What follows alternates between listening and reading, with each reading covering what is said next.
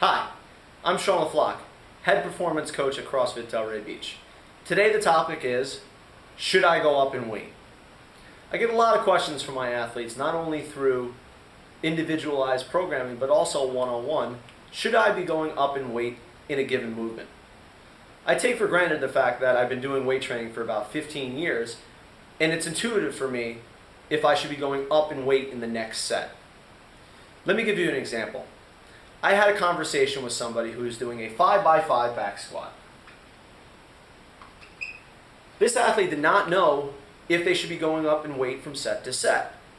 So when I sat down to think about what do I really think about when I analyze whether I'm going up or down or staying the same within from set to set, I think about three main things. Number one, the technique.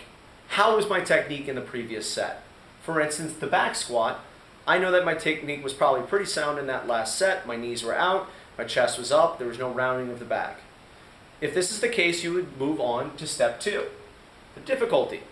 How difficult was that last set in a scale of 1 to 5? 5 being the worst thing you've ever done in your life, a max effort, 1 being doing something with a PVC.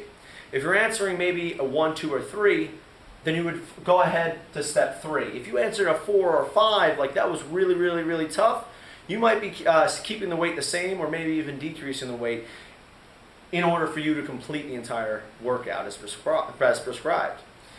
If you said that the difficulty was a 1, 2, or 3, then you would go ahead and go down to the risk. What is the risk of this movement relative to how I feel and where it is in the workout?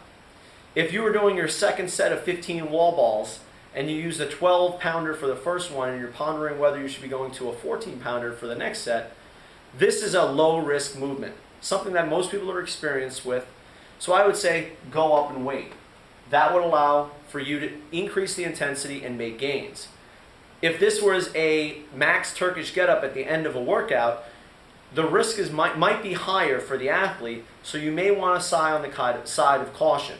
Now this is all relative to the movement and the athlete's experience, but if you take these three elements into consideration, the technique, the difficulty, and then the risk, I'm sure you're going to find it much easier for you to figure out the weights that you should be using from set to set.